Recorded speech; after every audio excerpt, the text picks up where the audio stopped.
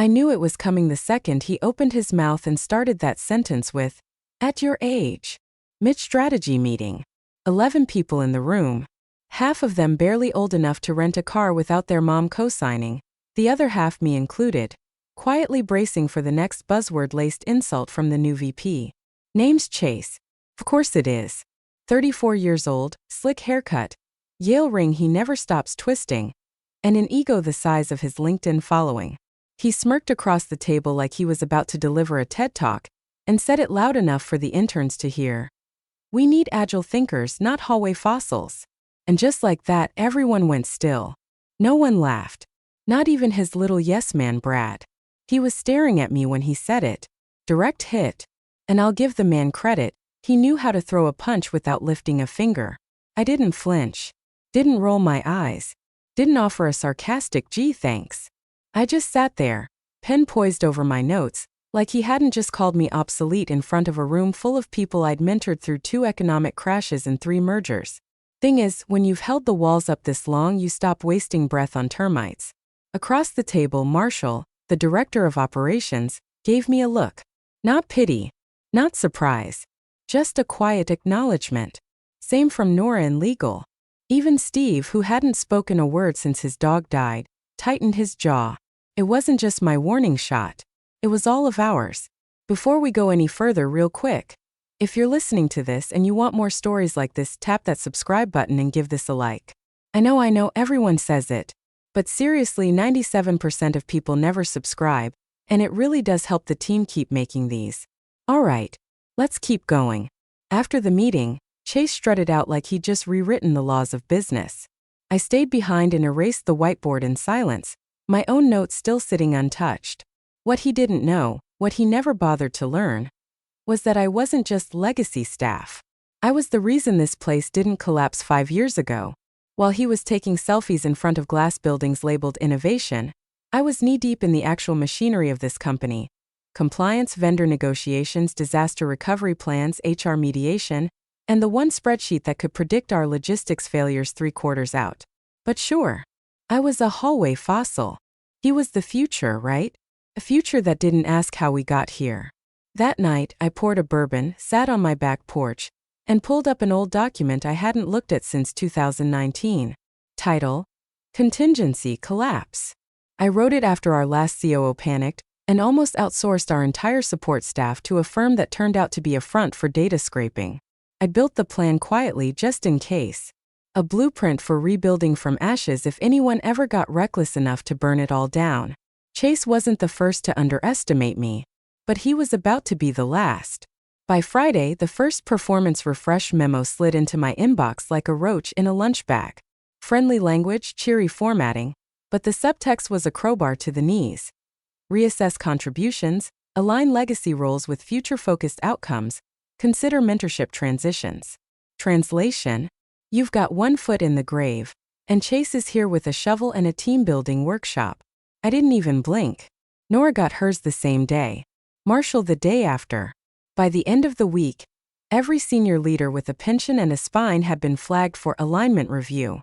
Chase launched his little next-gen talent initiative, like it was a tech startup, complete with neon slides and a cringy slogan: Future Forward. Talent Driven. He stood in front of the all-hands like some venture-backed prophet, introducing his new hires, kids with ring lights in their cubes, interns promoted to strategic advisors, and one marketing lead who actually said the phrase authentic synergy without choking. The older directors? We were assigned mentorship roles. Like they were doing us a favor. "You'll be guiding the new class with your institutional wisdom," they said, as they moved us off every major initiative we'd built from scratch. By the second week, my calendar had been stripped clean. No more ops reviews. No more vendor strategy sessions. They even removed me from the disaster planning team, the same one I created after a warehouse flood took out $4.6 million in inventory. All that remained on my calendar were 3 lonely blocks titled Legacy Knowledge Transfer. They tried to make me obsolete with bullet points and pastel-colored branding. And here's the part that always gets them, people like Chase? They think silence means surrender. That if you don't shout, you're not planning. That if you smile, you're not sharpening the blade. I started adding 2 new calendar blocks each day. Nothing flashy. No red flags. Just 15-minute placeholders labeled Reconnect and Legacy Review. I started with Marshall, then Nora, then Pete in logistics, who owed me 3 favors and a bottle of rye. Quiet coffees, short calls. Nothing traceable, nothing official. No big speeches. Just one question. If they made you leave tomorrow, where would you go? Not everyone was ready to hear it. Some looked down. Some nodded slow. A few smiled like they'd been waiting for anyone to ask. The writing was on the wall. Hell, it was on the floor tiles, the Slack channels, the intern nameplates they kept printing wrong. Chase didn't see it. But I did. You can gut a building. But if you cut out the wiring while the lights are still on, you better have a flashlight. And Chase? He didn't even know where the breaker was. It was a Wednesday. Cold, damp, that kind of Ohio gray that makes coffee feel like medicine. I met Lisa at a cafe 2 blocks from the office, the one with the flickering neon sign and the world's slowest espresso machine. We always met there when something needed fixing that couldn't go through email. Lisa's not just legal. She's the kind of counsel you call when your firewall gets subpoenaed or when HR accidentally uploads salary data to the public drive. Clean-cut, lethal brain memory like a steel trap.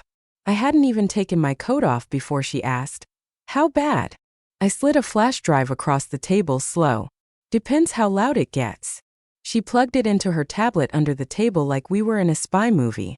Her eyes skimmed the folder. Vendor maps, payroll tiers, departmental interlocks, contract writers, executive onboarding workflows. All the connective tissue no one even thinks about until it starts to rot. Then she hit the file labeled contingency. Collapse. She didn't say a word, but I saw her posture shift. "Jesus," she muttered. "You updated this." "Quarterly," I said. That was the moment. The pivot. Not rage, not desperation. Just a quiet flip of the switch from observation to execution. I didn't rant about Chase. I didn't need to.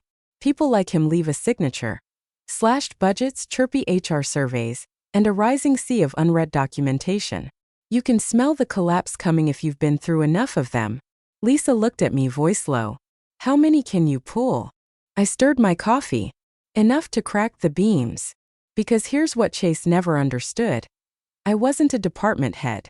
I was advisory. Officially, sure, for ops and logistics. Unofficially, I held the internal thread on almost every team still standing. I helped Nora navigate her promotion through 2 toxic VPs. I coached Marshall through 3 acquisitions.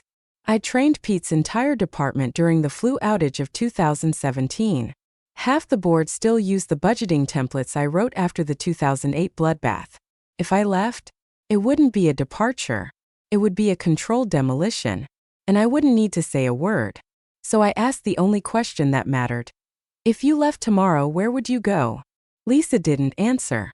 Just smiled and took another sip. I made 8 more calls that week. No threats. No ultimatums. Just quiet invitations to coffee, a little calendar sync, and a quick look at the future. Some weren't ready. Others already had their bags halfway packed. But every conversation ended the same way. They'd look me dead in the eye and ask, "Are you really doing this?" And I'd say the truth. "I'm not doing anything." Then I'd pause. "But I am leaving the door open behind me." The moment the fuse lit, we were in conference room B. The one with the crooked blinds and projector that always needed a gentle slap to work. Chase was pacing in front of the screen like some caffeinated game show host, barking talking points for the upcoming investor session. Words like disruption, vertical integration, and value-forward pivot flew around like confetti. Across from me sat Joelle, Director of Compliance, 17 years in. Steel backbone, zero tolerance for fluff. She was Chase's biggest obstacle, and he knew it. She'd spent 3 months prepping the legal and regulatory overview. Risk assessment, GDPR clauses, licensing timelines, red flag watchouts, real work. Stuff that actually mattered. She cleared her throat, started presenting. 2 slides in, Chase interrupted. "Let's not bore the room with bureaucratic speed bumps," he said with a laugh, looking straight at the junior investors like he was auditioning for Shark Tank. Joelle blinked. Tried again. "This slide outlines the regulatory overlap." Chase waved her off. "Joelle, what the investors need is vision, not red tape. You've had your time. Let's bring in the fresh voices, yeah. She stood there, mouth closed, eyes locked on him. He smiled like he'd just won a prize. Then Joelle did something I didn't expect. She clicked her remote, closed the presentation, and without saying a word, gathered her notes. Walked out. The room went dead silent. No one breathed. Not even Chase for once. She didn't slam the door. Didn't look back. Just left. The rest of us sat there pretending to read slides no one gave a damn about. Chase rambled on, but his voice sounded tinny, like it was coming through a bad speaker underwater. Afterwards, I didn't say anything. Didn't need to. I just packed up my binder, walked to my desk and opened my laptop. Slack. New group. Private. No tags. No traceable title. Just a name foundation. That night, my phone lit up around 10:42 p.m. Joelle. I answered. She didn't waste time. I'm in, she said. That's all. Click. I added her to the group. By the next morning, there were 5 more. No one spoke in the channel. No messages. Just presence. Quiet signals. Like lights flicking on in a building most people thought was condemned. Chase still thought he was winning. Still strutting past our desks in his tailored suits, calling everyone rock stars while axing their job titles. But something had shifted. Joelle's walkout wasn't just a stand. It was permission. Permission to stop swallowing it. To stop clinging to titles stripped of power. He wanted next gen? Fine. But the foundation was already leaving. One brick at a time. The first resignation came on a Monday. Pete from Logistics sent a short, polite email thanking the company for an unforgettable 14 years, and noting he'd be relocating to spend more time with his father in Maine. HR responded with a smiling gif of balloons and a pre-written farewell form. No alarm bells. Not yet. By Tuesday, Carla in vendor relations submitted her leave of absence request. FMLA. Legitimate paperwork. Her mother's been ill for years, and no one questioned it. Wednesday, it was Layla from procurement. Just wrote, time for a new chapter. By Friday, 5 directors and 3 senior specialists had quietly removed themselves from active projects. No drama. No confrontations. Just surgical exits. Each one staggered perfectly, never more than 2 in a day, never the same department back to back. If you weren't looking for the pattern, you'd miss it entirely. But I was looking. HR, bless them, started spinning like wet laundry in a broken dryer. They sent out anonymous pulse surveys. Scheduled check-in chats. One poor coordinator actually cornered me by the coffee machine and whispered, "Have you noticed people seem off?" I told her maybe it was the weather. Chase, meanwhile, thought he was Moses parting the damn sea. Walked around announcing that dead weight is finally trimming itself, and the real players are staying. He had no idea the real players had already rented office space 2 blocks down. Some of the resignations came with notes. Not to him. To me. Joelle slid a sticky note under my keyboard before she left. It said, "This is not the company I built." Marshall texted me a photo of the sunrise from his cabin upstate with the caption, "Out." Finally breathing again. By the 10th day, the pattern was undeniable to us. Not to Chase. He thought he was reshaping the company. What he didn't realize was that we'd taken the architecture with us. Because 3 weeks earlier, I had wiped the entire shared drive of critical ops documentation. Vendor protocols, workflow diagrams, transition guides, compliance roadmaps, all gone. Replaced with a single document. File not found. Please contact my name for access. No one did. At least not from management. The rest? The ones in the foundation group? They already had offline copies. Clean, updated, untouchable. They didn't need the shared drive. They had each other. And me. By the end of the week, 23 names had quietly vanished from the org chart. No fuss. No LinkedIn essays. Just a company, slowly unspooling its own wiring. And Chase? Still smiling. Still posing in front of digital dashboards and throwing around words like optimization and streamlining. Poor man thought the silence meant stability. Didn't realize it was just the quiet before the ceiling gives way. I sent my resignation at 4:08 p.m. on a Thursday. One sentence. Respectfully, I accept your assessment. That was it. No emotion. No explanation. No recap of accomplishments or list of grievances. Just a clean, quiet agreement to the thing Chase had been shouting since the day he arrived, that I was replaceable. I closed my laptop, slid it into the return bin, took one last look at the desk they hadn't bothered to move me from in nearly a decade. I didn't do the exit interview.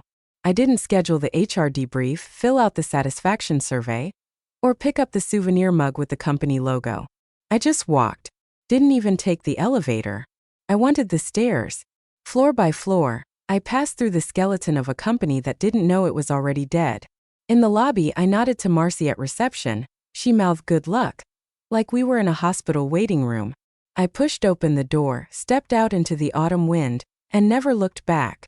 At 8:01 the next morning, Chase walked into his office with his usual smug caffeine energy and found 27 resignation emails waiting for him. Legal, ops, compliance, vendor relations, strategic development. Gone. He assumed it was a prank. Then his assistant texted, "Joel's whole team is gone. So is procurement." He refreshed his inbox. More. He clicked into Slack. The foundation group didn't show up. It had always been private, but the silence was loud. Every direct report thread was dead. No typing bubbles. No good mornings. Just an eerie, echoing stillness. He ran down the hall to find the CFO door locked, lights off. The only thing left behind was a flash drive on the desk labeled, "Old Bones." He plugged it in. Nothing. Blank. No files, no folders. Just a silent symbol.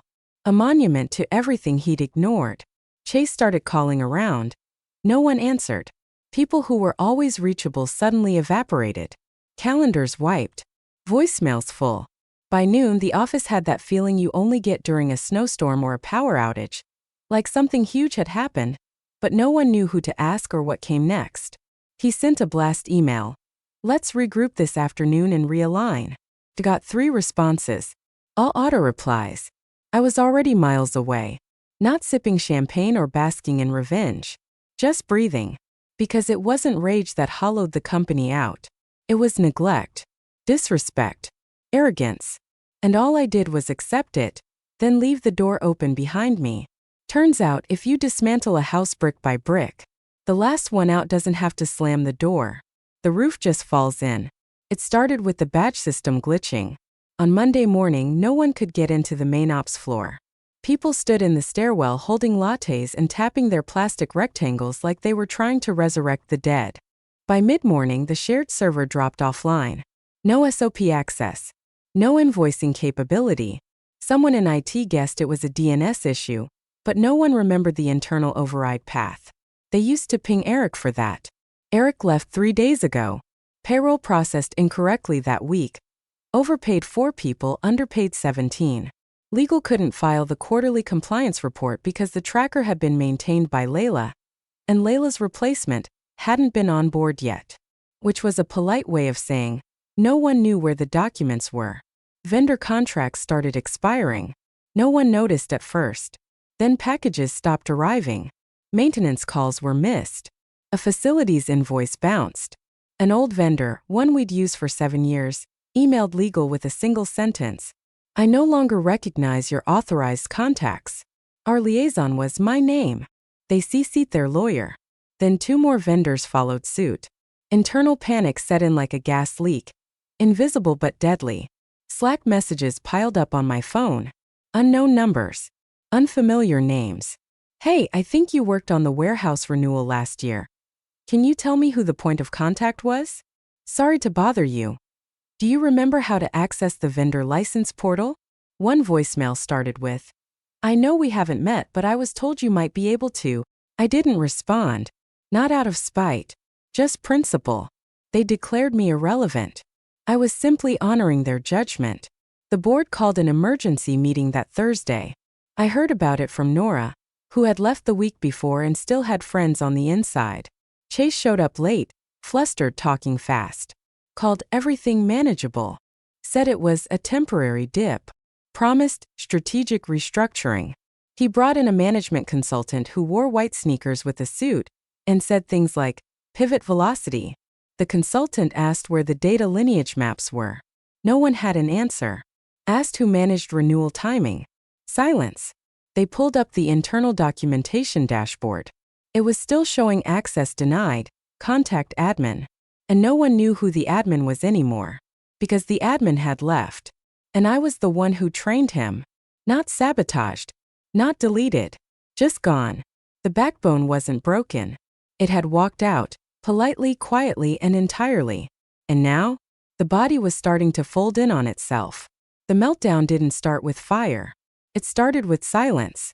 Key clients stopped replying to check-ins. One major partner paused their monthly invoice without explanation. Another flagged their account for internal legal review. Then came the investors. 2 of our top 5 backers sent formal notices of withdrawal, citing leadership instability and unacceptable risk exposure. One of them attached a spreadsheet detailing the missing departments and outlined, line by line, why they could no longer confidently forecast continuity. The language wasn't angry. It was clinical. Fatal. In the middle of a quarterly planning call, the CFO, who had been holding the fort with duct tape and whiskey, suddenly muted his mic, stood up from his chair on camera, and walked out. Didn't say a word. Just took off his headset, closed his laptop, and disappeared from frame. Chase's jaw locked. He stammered something about optics and market turbulence, but everyone saw the whites of his eyes. He called a full board meeting. Emergency level.